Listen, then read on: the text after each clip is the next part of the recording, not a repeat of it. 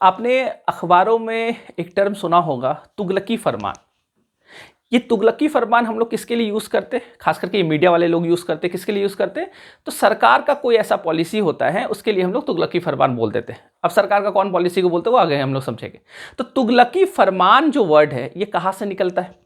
मैं अपने स्टूडेंट्स के लिए यूज़ करता हूँ तुगलकी रूटीन। मैं कभी कभी कहता हूँ अपने स्टूडेंट को कि आपने तुगलकी रूटीन बनाया। तो ये तुगलकी रूटीन क्या होता है? तुगलकी फरमान क्या होता है? क्या इसका कोई इतिहास है? और इतिहास है तो क्या है? और किस शासक से ये जुड़ा है? तो हम लोग इतिहास को वर्तमान से जोड़ के समझने की कोशिश करते हैं कि वर्तमान में बहुत लोग सुने होंगे या बहुत लोग नहीं भी सुनेंगे। आप देखिएगा समय समय पर कभी कभी कोई अखबार वाले या कोई न्यूज़ वाले ये टर्म यूज़ करते हैं, ये तुगलकी फरमान। ये एक तरह से ये मुहावरा बन गया, हम लोग भी बोल देते हैं। हम लोग भी टर्म, अगर आपको आज आप पूरा क्लास कर लेते तो आप भी ये टर्म यूज़ कर सकते हैं कभी किसी को कि तुम तुगलकी बात मत करो, है ना, तुगलकी बात कर रहा है तुम। तो आप समझना ये तुगलकी होता क्या है, तुगलकी फरमान क्या होता, तुगलकी रूटीन क्या होता, तुगलकी बातें क्या होता, तो वो हम लोग समझेंगे। क्योंकि ये इसको समझने के लिए हम लोग को मध्यकालीन भारत में जाना पड़ेगा, मेडावल एज में जाना पड़ेगा, और वहां पे एक शासक को हम लोग पढ़ेंगे। उस शासक का नाम था मोहम्मद बिन तुगलक। क्योंकि ये तुगलकी फरमान जो आज का है ये मोहम्मद बिन तुगलक से ही जुड़ा हुआ है। हम लोग बात कर रहे हैं दिल्ली सल्तनत।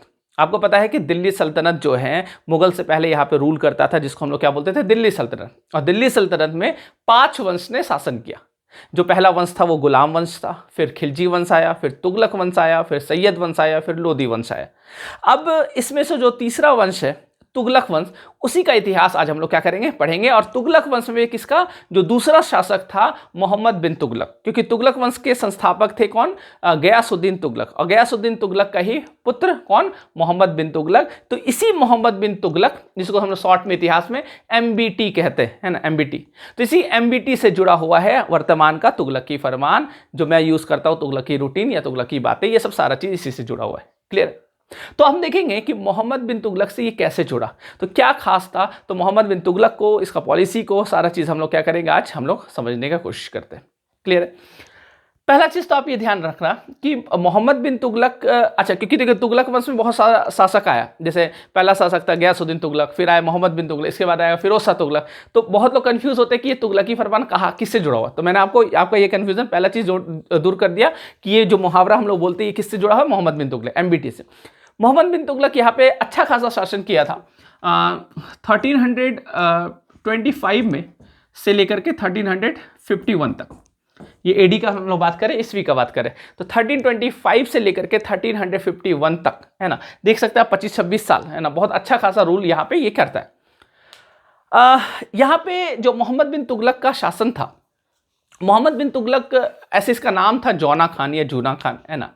लेकिन ये जब सत्ता पे बैठता है, गद्दी पे बैठता है, तो मोहम्मद बिन तुगलक के नाम से बैठता है। तो सबसे पहले तो एक टर्म आप समझ लीजिए, यहाँ पे मैंने लिखा है बिन, है ना।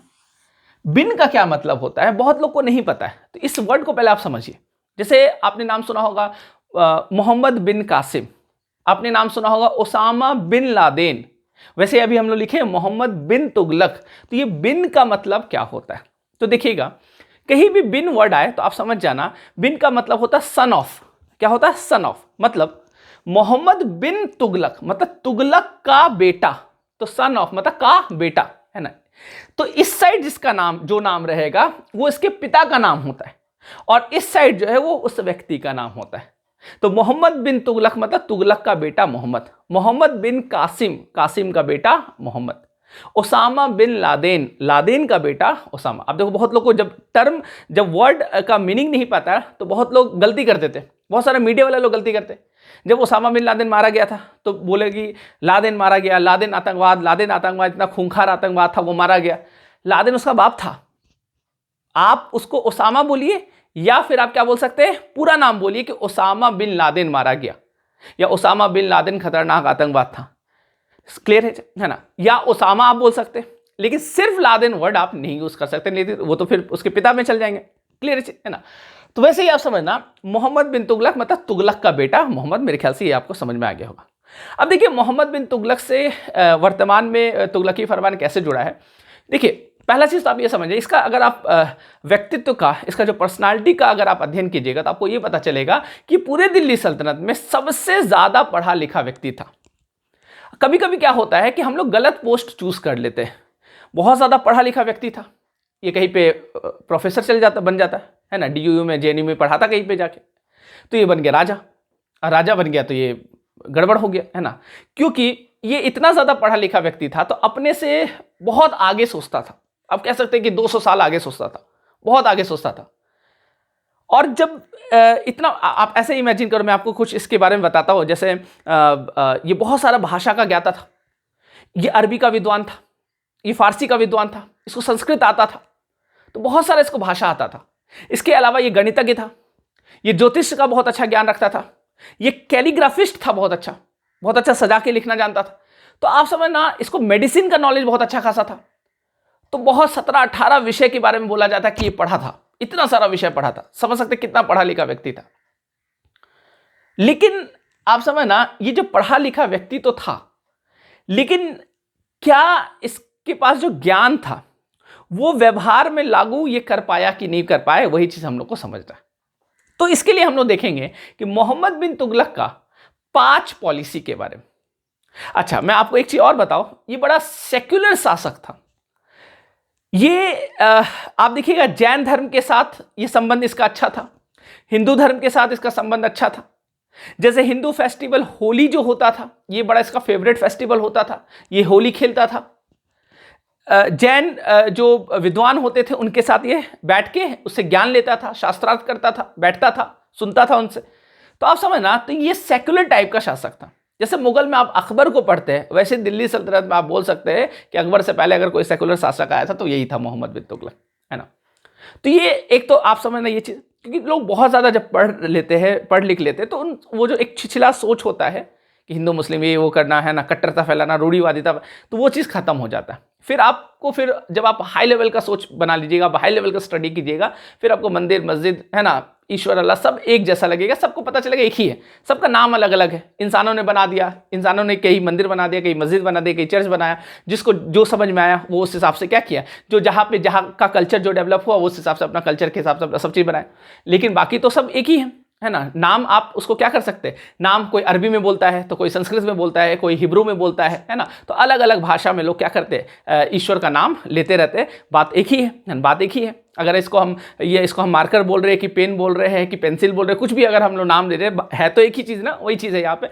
तो खैर चलिए, तो आप समझना, तो मोहम्मद बिन तुगलक जो है पढ़ा लिखा व्यक्ति था, सेक्युलर था, ये सब चीज़ों में कोई दिक्कत नहीं था। दिक्कत कहाँ आया तो वो समझिएगा। दिक्कत आया ये कि जो भी पॉलिसी बनाता था तो कागज में वो पॉलिसी बड़ा शानदार लगता था, बहुत अच्छा पॉलिसी होता था, लेकिन वो उसको इंप्लीमेंट नहीं कर पाता था ठीक से, मतलब व्यवहार में वो गड़बड़ हो जाता था। तो आप समझना, पॉलिसी आपने अच्छा बनाया, जैसे मैं अपने स्टूडेंट को बोलता हूँ उसने रूटीन बनाया। अब मान लो कि वो रूटीन बनाया, यूपीएससी की तैयारी कर रहा है। अब सुबह 5 बजे से लेकर 5 बजे से 6 ये पढ़ेंगे, है ना, 6 से 7 ये पढ़ेंगे, 7 मतलब 5 बजे से लेकर के रात 11 बजे तक एकदम सिर्फ पढ़ाई का रूटीन बना दिया, 16 घंटा का रूटीन बना दिया। तो रूटीन देख के तो लग रहा है कि अगले साल वो यूपीएससी टॉपर बन जाएगा। लेकिन पता चला कि 5 बजे से वो अपना रूटीन बनाया है, नींद ही खुला 9 बजे। अब बोले कि जब नींद खुला 9 बजे तो अब एक काम करते हैं कि सुबह का 2 विषय तो निकल ही गया, अब कल से इसको क्या करते हैं, इसको अपना रूटीन को क्या करते हैं, फिर से स्टार्ट करते हैं। और वो कल कभी आता नहीं है। इसलिए मैं अपने स्टूडेंट को बोल देता हूँ, आपका क्या है, तुगलकी रूटीन है। अब आपको ये चीज अंदाजा लग गया होगा तुगलकी वर्ड यहाँ पे क्यों आ रहा है, तुगलकी फरमान। मतलब देखिए, सरकार का ऐसा कोई पॉलिसी, आज का मैं बात कर रहा हूँ, सरकार का कोई भी ऐसा पॉलिसी जो दिखने में बड़ा अच्छा लगता है लेकिन व्यवहार में वो उस तरीके से दिखता नहीं है, तो हम कहते हैं कि ये सरकार का क्या है, तुगलकी फरमान है। जैसे आप स्मार्ट सिटी का एग्जाम्पल ले सकते हो। स्मार्ट सिटी की 100 स्मार्ट सिटी हम लोग बनाएंगे और फिर देखिएगा आप हो सकता है आप जहाँ से ये वीडियो देखते होंगे वो भी स्मार्ट सिटी होगा, उसका हाल देखना। स्मार्ट सिटी का मतलब हर तरफ से स्मार्ट होना चाहिए, पूरा मतलब आप बोल सकते हैं कि वहाँ का ड्रेनेज सिस्टम ज़बरदस्त होना चाहिए, जैसे हड़प्पन सिविलाइजेशन में होता था, है ना। स्मार्ट सिटी स्मार्ट है तो हर तरह का स्मार्ट होना चाहिए। वहाँ पे पूरा वाईफाई कनेक्शन होना चाहिए, स्मार्ट सिटीज़ को बोलते हैं, है ना। वहाँ पे क्राइम जीरो होना चाहिए, है ना, हर जगह कैमरास फिट हो, वहाँ पे पुलिस जो है एकदम मतलब एक्टिव रहता हो, प्रोएक्टिव रहता हो। तो आप समझ बहुत, तो स्मार्ट सिर्फ ऐसे बोलने से नहीं होगा ना, है ना। तो स्मार्ट आपको क्या करना पड़ेगा, इंप्लीमेंट करना पड़ेगा उस तरीके।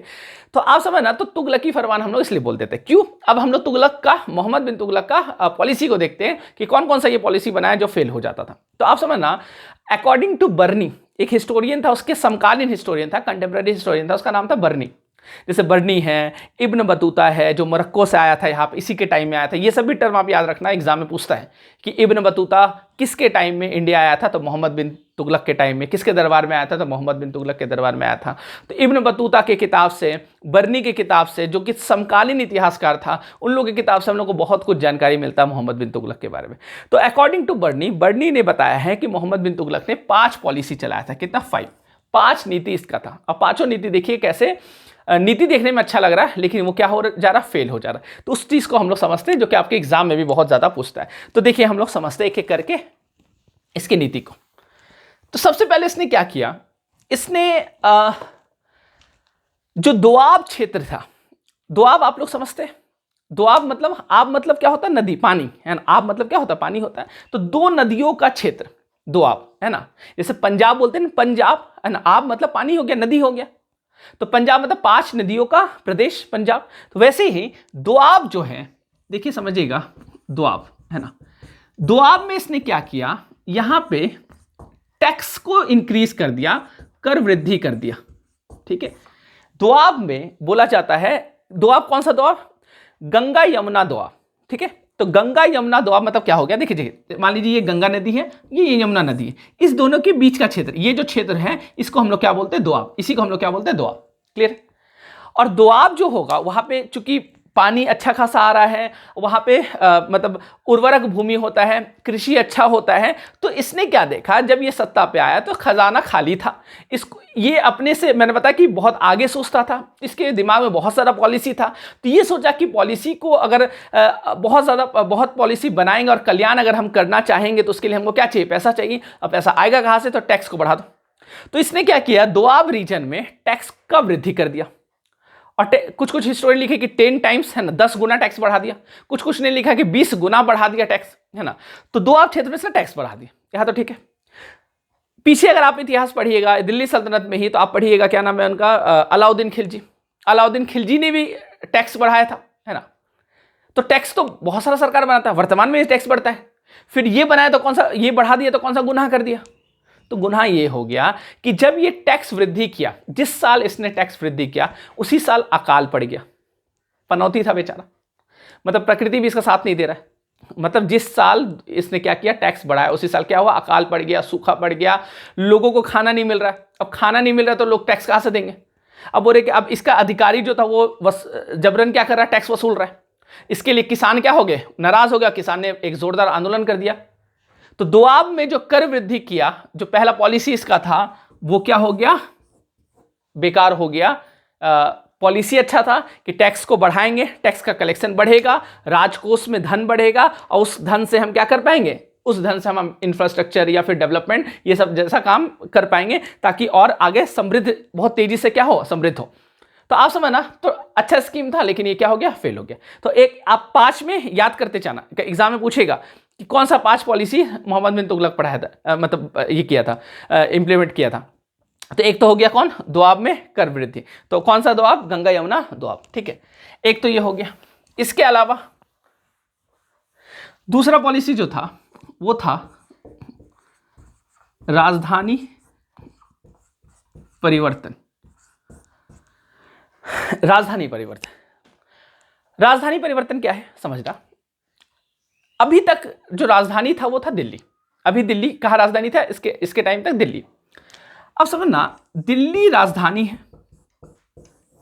अब इंडिया है मान लो ये, तो यहां पे लगभग दिल्ली है, ठीक है, यहां पे आसपास मान के चलते दिल्ली है, ये दिल्ली है, ठीक है। अब इसने क्या सोचा कि क्यों ना दिल्ली से राजधानी को कहां ले आया जाए, महाराष्ट्र। महाराष्ट्र क्यों लाया जाए। अब देखो इसका बहुत सारा कारण बताया जाता है, मैं आपको सटीक कारण बताता हूं। अब कुछ लोग तो बहुत अजीब अजीब कारण भी बताए, जैसे इब्न बतूता शायद मजा ले रहे थे। इब्न बतूता के अनुसार अगर आप देखिएगा, इसने राजधानी परिवर्तन क्यों किया, क्यों इसने दिल्ली से राजधानी को यहाँ पे महाराष्ट्र मतलब दौलताबाद, देवगिरी, मैं अभी बताता हूँ उसके बारे में। महाराष्ट्र क्यों लाया, मतलब नॉर्थ से एक तरह से आप साउथ की तरफ बढ़ रहे, दक्कन क्षेत्र में आप अपना राजधानी बना रहे, क्या वजह था। तो ये इब्न बतूता लिखता है, वो बताता है कि दरअसल होता ये था कि दिल्ली का जनता जो है इसको भर भर के गाली देता था, चिट्ठी लिख लिख के, है ना, या कहीं से क्रॉस कर रहा है, कोई भीड़ में बोल दिया, गाली दे दिया इसको, अब पता नहीं चल रहा कौन है ना।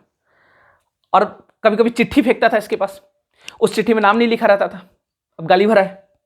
अब कभी कभी ये दरबार में बैठा है, कोई चिट्ठी फेंक दिया कहीं, तो कोई जो उसका सैनिक है वो चिट्ठी लेके आया, बोले कि हुजूर चिट्ठी है, तो जनता ने भेजा है चिट्ठी।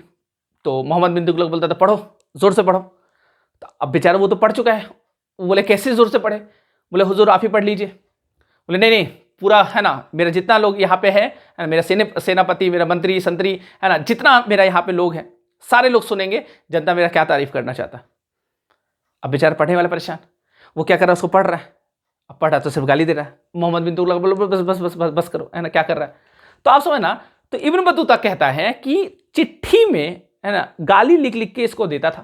दिल्ली का जनता बहुत परेशान था। अच्छा, परेशान क्यों था, मैंने आपको जैसे बताया कि चूंकि ये धर्मनिरपेक्ष शासक था, है ना, सेक्युलर था, और ये हिंदू फेस्टिवल में जैन लोग के साथ, बौद्ध लोगों के साथ, मतलब और लोगों के, मतलब जो गैर इस्लामिक लोग थे उन लोग के साथ भी इसका बहुत अच्छा संबंध था। तो कुछ कट्टरपंथी लोग परेशान हो जाएंगे, कुछ उलेमा लोग क्या हो जाएंगे परेशान, कुछ मौलाना लोग परेशान हो जाएंगे, तो संभवतः वही मौलाना लोग ही क्या करते होंगे, इसको गाली लिख लिख के देते होंगे। अब जो भी कारण रहा हो, तो बोला जाता है कि कुछ ज़्यादा तुम है ना, कुछ ज़्यादा ही तेज़ बन रहा है, तुम धर्म के खिलाफ जा रहा है, तुम कुफ्र कर रहा है, तो इस तरह का चीज़ बोलते होंगे, तो इसको गाली मिल देता था। तो इब्न बतूता बताता है कि इसको जो गाली देता था दिल्ली का जनता, उसको सबक सिखाने के लिए मोहम्मद बिन तुगलक बोला कि चलो तुम दिल्ली से कहाँ चलो, है ना, महाराष्ट्र की तरफ पलायन करो। तो ये सटीक कारण नहीं माना जाता, ये ऐसा बेवकूफ़ नहीं था कि कोई गाली लिख के देगा, उसको सबक सिखाने के लिए दिल्ली से है ना राजधानी ही चेंज कर देगा, ऐसा नहीं है। कुछ का मानना है, जैसे गार्डनर ब्राउन, एक हिस्टोरियन है गार्डनर ब्राउन का मानना है कि ये मंगोल का आक्रमण को बैलेंस बनाने के, मंगोल का आक्रमण से बचने के लिए इसने अपना राजधानी परिवर्तन किया। मतलब समझना कि मंगोल जब अटैक करता था तो वो उत्तर पश्चिम तरफ से इधर से अटैक करेगा, और दिल्ली थोड़ा नजदीक पड़ता था, महाराष्ट्र थोड़ा दूर पड़ेगा। और जब इसको पता चलेगा गुप्तचर से कि मंगोल अटैक कर रहा है, तो इसके पास तैयारी करने का अच्छा खासा समय बचेगा, क्योंकि अब ये पहले इधर आएगा, फिर धीरे धीरे महाराष्ट्र, तो इसको समय लगेगा, तब तक ये पूरा प्रिपेयर्ड हो जाएगा इस पर अटैक करने के लिए। तो एक कारण ये बताया जाता है, लेकिन इसको भी क्रिटिक्स किया जाता है, ये भी कोई कारण नहीं हो सकता है। क्यों? क्योंकि बोला जाता है कि मंगोल का आक्रमण इसके टाइम पे बहुत कम हो चुका था, मंगोल उतना मजबूत नहीं था जितना चंगेज खान के टाइम में मजबूत था। खैर, चंगेज खान के पतन होने के बाद धीरे धीरे मंगोल भी क्या होने लगा, कमजोर होने लगा। तो खैर चले, तो आप ये बात ध्यान रखना। तो एक ये भी कारण नहीं, तो मुख्यतः मेन कारण क्या था, तो मेन कारण ये था कि ये चाहता था कि उत्तर भारत और दक्षिण भारत के बीच में एक बैलेंस बनाया जाए, और अपना सत्ता को एकदम दक्षिण भारत में भी क्या किया जाए, मतलब एक डायरेक्ट प्रभाव वहां पे डाला जाए। तो आप समझना, जब महाराष्ट्र में इस जगह पर राजधानी रहेगा, तो यहां से नॉर्थ और साउथ दोनों को क्या कर पाएगा, अच्छे तरीके से देख पाएगा। तो नॉर्थ और साउथ में, उत्तर और दक्षिण में ये क्या कर पाएगा, बैलेंस बना पाएगा। तो इसलिए इसने अपना राजधानी को क्या कर दिया, देवगिरी शिफ्ट कर दिया। अच्छा, देवगिरी जो था, मैं आपको थोड़ा सा बता दूं, देवगिरी है ना, इसका नाम इसके टाइम में क्या हो गया, दौलताबाद है ना। देवगिरी का नाम इसने क्या कर दिया, दौलताबाद। लेकिन और इतिहास एक मैं और आपको बताऊं, देवगिरी का नाम पहले चेंज हुआ था, वो किसके टाइम में हुआ था, तो एक शासक था खिलजी वंश का, कुतुबुद्दीन मुबारक शाह खिलजी, है ना। तो कुतुबुद्दीन मुबारक खिलजी जब आया था, तो उसने क्या किया, देवगिरी का नाम कुतुबाबाद रख दिया। ठीक है, कुतुबाबाद रखा, तो देवगिरी का नाम क्या रख दिया, कुतुबाबाद। और ये जब आया तो ये इसका नाम बदल कर क्या कर दिया, दौलताबाद। तो दौलताबाद, देवगिरी ही दौलताबाद है। तो कभी पूछ दे कि दौलताबाद नाम किसने रखा था, तो आप बता देना मोहम्मद बिन तुगलक। कुतुबाबाद नाम किसने रखा था, तो कुतुबुद्दीन मुबारक खिलजी। क्लियर है? तो आप समझना, ये दौलताबाद अपना राजधानी शिफ्ट किया। अब दिल्ली से जब ये दौलताबाद राजधानी शिफ्ट किया, तो आप एक बात बताइए, इतिहास में अगर आप पढ़िएगा तो राजधानी तो बहुत बड़ा परिवर्तन हुआ है। आप मगध को पढ़िएगा तो प्राचीन काल में मगध में पहले राजगिरी राजधानी था, जिसको राजगीर बोलते हैं। उसके बाद फिर आप देखिएगा कि राजगिरी से पाटलिपुत्रा हुआ, है ना। तो ऐसे करके राजधानी क्या होते रहता है, चेंज होते रहता है। मुगल काल में राजधानी चेंज हुआ, दिल्ली से पहले भी राजधानी, स्टार्टिंग पीरियड में लाहौर राजधानी था, लाहौर से दिल्ली। तो बहुत सारे शासकों ने राजधानी परिवर्तन किया। तो इसने अगर राजधानी परिवर्तन किया तो कौन सा गुनाह कर दिया, तो गुनाह ये हुआ, देखिए अब समझिएगा इस चीज को। जब इसने राजधानी परिवर्तन किया, एक तो इसने अचानक से फैसला लिया कि हमको राजधानी परिवर्तन करना है। अब राजधानी परिवर्तन करना है तो बहुत लोग को बोला, बहुत लोग इस दिल्ली को छोड़कर जाना नहीं चाहते थे, क्योंकि वो उसका पैतृक भूमि था, जहां पे आप समझना, आप कहीं भी रहते हो, आप बाहर पढ़ने जाते हैं या बाहर कमाने जाते हैं, लेकिन अपने घर जब आपको मौका मिलता है, जब आप अपना घर जाते हैं, तो एक अलग सुकून मिलता है, एक अलग रिलैक्स आपको मिलता होगा वहां पे कि ये मेरा पैतृक भूमि है ना। चाहे आप बाहर में कितना भी आलीशान मकान में रह रहे, कुछ भी रह रहे, लेकिन अपना जब पैतृक भूमि में जाते हैं, जहां पे आपका जन्म हुआ है, वो एक अलग, उससे क्या है, इमोशनली हम लोग क्या होते हैं, एक कनेक्ट होते हैं, है ना, अटैच होते हैं। वैसे ही दिल्ली का जो लोग है, ये लोग नहीं चाहता था कि अब हम महाराष्ट्र जाएं, वहां का कल्चर अलग है, वहां का संस्कृति, वहां का भाषा, बहुत कुछ अलग है, हम दिल्ली नहीं छोड़ना चाहते। इन लोगों का कहना था कि हम दिल्ली नहीं छोड़ के जाएंगे, हमारे पूर्वज सब यहीं पे रहे हैं, है ना, यादें जुड़ी हुई है ना, तो हमारे पूर्वज के साथ हमारा कनेक्शन जुड़ा हुआ है। उस समय तो हवाई जहाज का सुविधा नहीं था कि चलो कोई नहीं, 1 घंटा में उड़ के यहाँ से चले गए, फिर उड़ के यहाँ पे आ गए, ऐसा सुविधा नहीं था। तो लोगों ने विरोध किया कि नहीं जाने, लेकिन इसने जबरदस्ती बोला नहीं चलो, है ना। अब जब रास्ते में जब ये जाना शुरू हुआ, तो रास्ते में बोला जाता है कि कुछ लोग आने में समय लगा, खाना पीना का अच्छा व्यवस्था नहीं किया था, कुछ लोग भूखे मर गए, कहीं कहीं रोड टूटा हुआ था, गड्ढा था, वही गड्ढा में बैलगाड़ी या गाड़ी उड़ी गिर जाता था, उसमें लोग मर गए, कुछ लोग घायल हो गए। मतलब ये पूरा रास्ते भर तबाही मचा। जब ये दौलताबाद पहुंचा तो कुछ दिन दौलताबाद रहने दिया, लेकिन विरोध लगातार जारी था।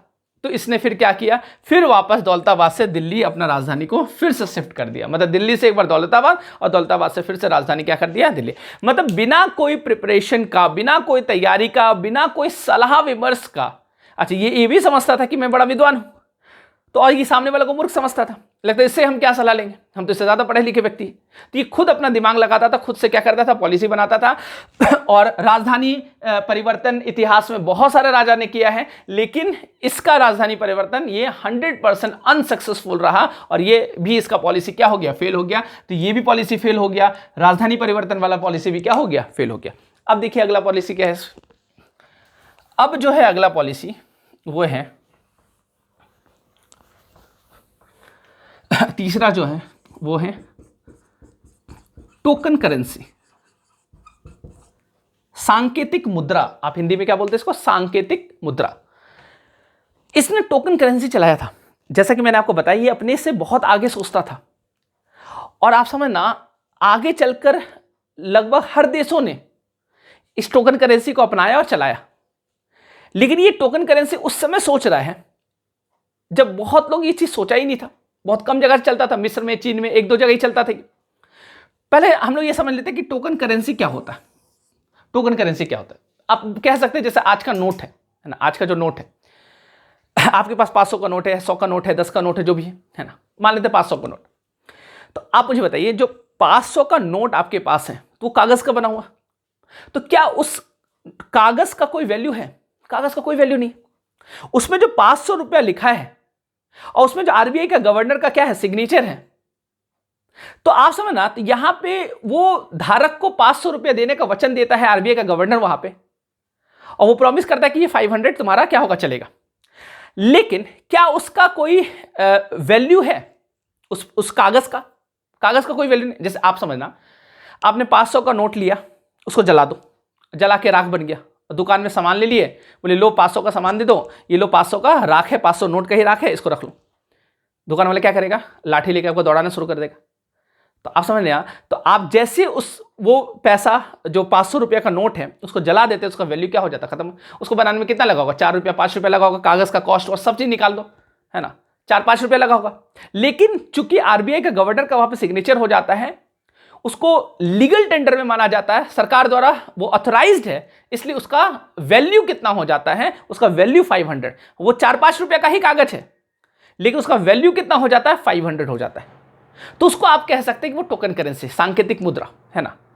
मतलब उस जो भी चीज का वो मुद्रा बना है उसका कोई वैल्यू नहीं है, लेकिन उसका वैल्यू को बढ़ा दिया जाता है। तो इसने क्या किया, टोकन करेंसी चलाया, और तांबा का और पीतल का सिक्का को चांदी के सिक्के के बराबर रखा। मतलब था वो पीतल का, था वो तांबा का, लेकिन उसका जो वैल्यू रखा, उसका दाम जो रखा, वो किसके बराबर रख दिया, वो बराबर रख दिया सोना, चांदी के बराबर। जैसे आप समझना, आप एक गोल्ड कॉइन लो, है ना, जैसे मान ली एक सिल्वर कॉइन का एग्जांपल, मान ली 1000 में आपको कोई सिल्वर कॉइन मिला, एक सिल्वर कॉइन है, लेकिन 1000 का या 2000 का नोट आप ले लो, तो 2000 का नोट या 500 का ही 2 नोट ले लो, तो 500 का जो 2 नोट है वो उस सिल्वर का एक सिक्का के बराबर हो गया ना 1000 का, जबकि उसका जो वैल्यू उसका उस कागज का तो कोई वैल्यू नहीं है ना, आंशिक वैल्यू तो उसका है नहीं, है ना। तो आप एक बात समझना, टोकन करेंसी जो है उसने यही किया कि कॉपर और ये जो तांबा है और पीतल है, पीतल का सिक्का को ये चांदी के बराबर का क्या किया, वैल्यू बताया। तो आप एक बात ध्यान रखना, क्यों ऐसा किया। एक तो चांदी बहुत कम मिल रहा था, चांदी की कमी होते जा रही थी मार्केट में, तो चांदी जैसा बहुमूल्य धातु को बचाने के लिए, आज ही देखो हम लोग क्या सोना का सिक्का चांदी का सिक्का में व्यापार करते नहीं ना, हम लोग तो कागज का नोट में या कोई सिक्का में, जो हम लोग सिक्का, जो भारत सरकार सिक्का जारी करता वो तो चांदी और तांबा का होता है, सॉरी चांदी और इसका सोना का तो नहीं होता है, लेकिन वही नोट का, वही सिक्का का, उसका वैल्यू चांदी और सोना के बराबर हम लोग क्या कर देते। तो आप एक बार समझ, तो वही तो टोकन करेंसी है। तो ये भी वही किया कि इसका चांदी का सिक्का जो है उसका वैल्यू के बराबर ये क्या किया, तांबा का और पीतल का, है ना, इसका सिक्का है ना बरकरार, मतलब ये बनाया। तो आप ध्यान रखना, तो होता क्या, तो ये तो अच्छा पॉलिसी, गलत क्या है। चाइना भी चला रहा था, मिस्र भी चला रहा था उस समय। गलत ये था कि ये जो करेंसी, जैसे मान लो ये सिक्का जो है, ये इसमें कोई राज चिन्ह नहीं दिया, एक सिंबल दे देता या कुछ ऐसा गुप्त कोई कोड होता, है ना। इसके चलते क्या हुआ कि नकली सिक्का बनना शुरू हुआ। लोगों के घर में जो पीतल का बर्तन था सब वो ढाल के उसको सिक्का बनाना लोग शुरू कर दिए, और मार्केट में दुनिया भर का सिक्का क्या होने लगा, आने लगा। मतलब यहां पे आप कह सकते हो कि जो करेंसी जो इसने टोकन करेंसी चलाया था वो नकली सिक्का का, मतलब एक तरह से पुल बन गया। बहुत सारा नकली सिक्का मार्केट में आ गया। ये जितना सिक्का जारी किया था उससे कई गुना ज्यादा सिक्का मार्केट में आ चुका है। क्लियर है।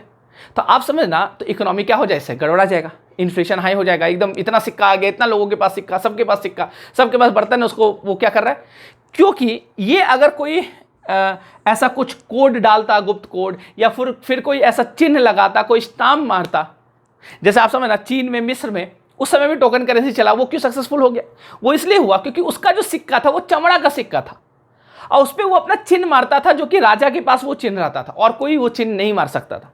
लेकिन इसने ऐसा नहीं किया और मार्केट में पूरा, है ना, ये टोकन करेंसी मतलब पीतल का और तांबा का सिक्का, नकली सिक्का आना शुरू हो गया। तो असली सिक्का और नकली सिक्का, है ना, दोनों मिलके क्या कर रहा है, मार्केट चल रहा है। क्लियर है। तो आप समझना, अब इसने लास्ट में क्या किया, टोकन करेंसी को उसको बंद करना पड़ा, बोला कि ये तो चलेगा नहीं। तो लोगों ने ढेर सारा इसके सामने ढेर लगा दिया टोकन करेंसी का, मतलब वही तांबा का और पीतल का सिक्का का। तो आप समझना, ये चीज़ इसके टाइम में हुआ। तो टोकन करेंसी का जो फॉर्मूला था, फॉर्मूला अच्छा था, पॉलिसी अच्छा था, लेकिन ये अनसक्सेसफुल रहा था, क्योंकि नकली सिक्का को ये रोक नहीं पाया। ब्लैक मार्केटिंग और ये सब चीज़, है ना, बहुत ज़्यादा होना शुरू हुआ। तो टोकन करेंसी क्या हो गया, फेल हो गया। तीसरा पॉलिसी। चौथा पॉलिसी,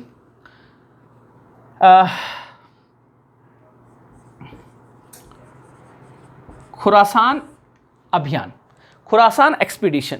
देखिए ये क्या है, खुरासान एक्सपीडिशन क्या है, एक मिनट। खुरासान एक्सपीडिशन क्या है, देखिए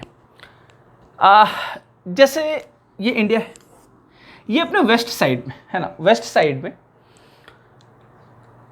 खुरासान एक जगह है, इराक ईरान उस साइड में, है ना, खुरासान एक जगह।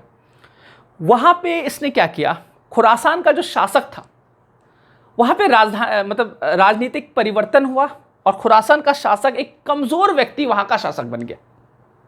अब इसको लगा कि क्यों ना खुरासान पे अटैक कर दिया जाए और अपना सत्ता को वहाँ तक, है ना, फैला दिया जाए, या अगर वहाँ पे नहीं भी सत्ता फैलाएंगे, एक कठपुतला वहाँ पे हम अपना राजा बनाएंगे, वहाँ से टैक्स वसूलेंगे, रंगदारी वसूलेंगे।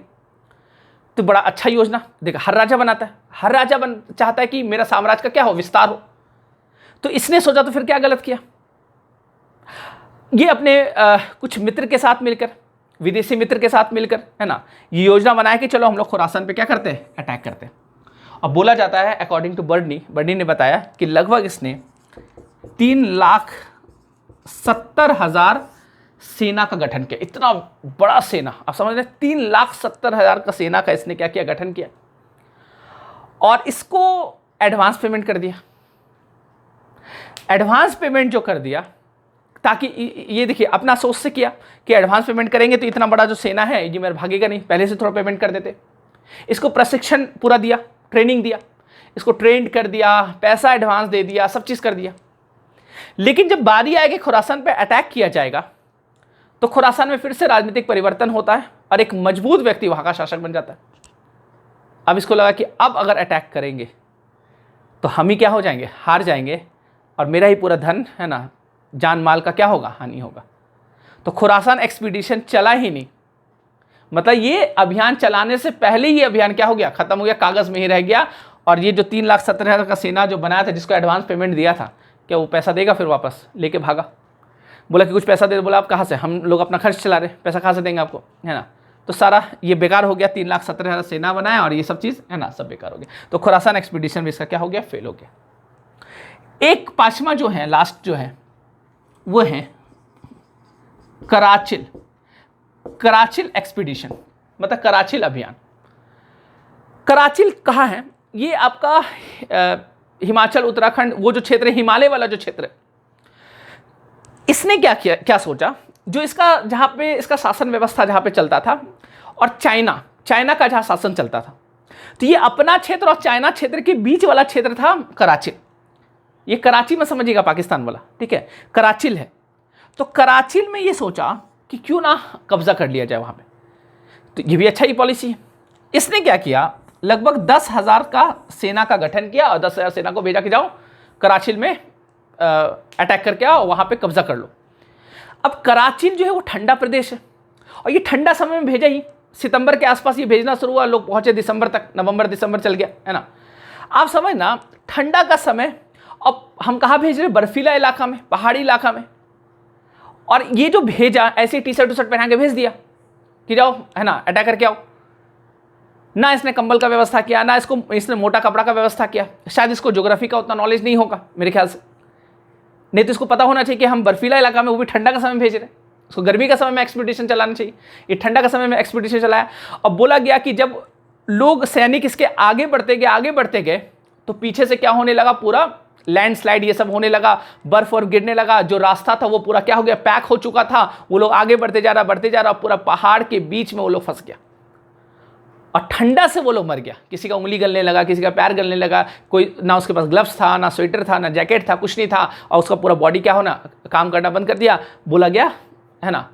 अब अकॉर्डिंग टू इब्न बतूता ने बताया कि 10,000 में 3 सैनिक वापस आया।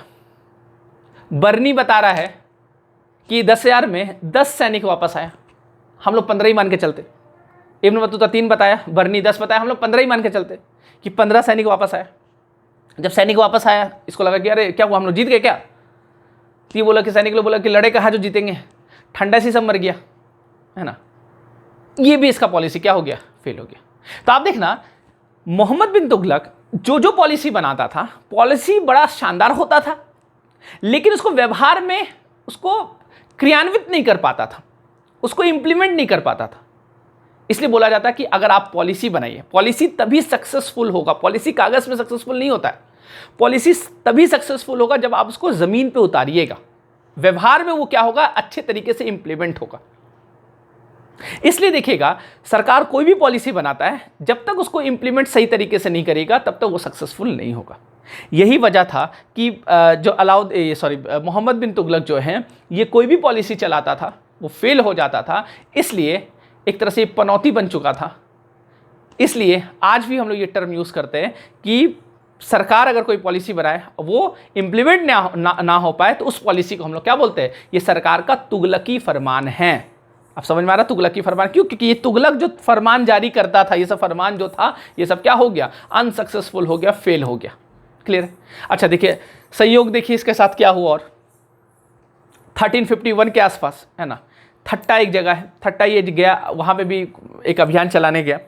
वहीं पे इसको गला में एक रोग हो जाता, वहीं पे इसकी मृत्यु हो जाती, वो भी अभियान नहीं चल पाया। इसलिए एक हिस्टोरियन है बदायूनी ने लिखा है इसके बारे में कि ये जब मरा तो ये लिखा है कि सुल्तान को प्रजा से और प्रजा को सुल्तान से मुक्ति मिला।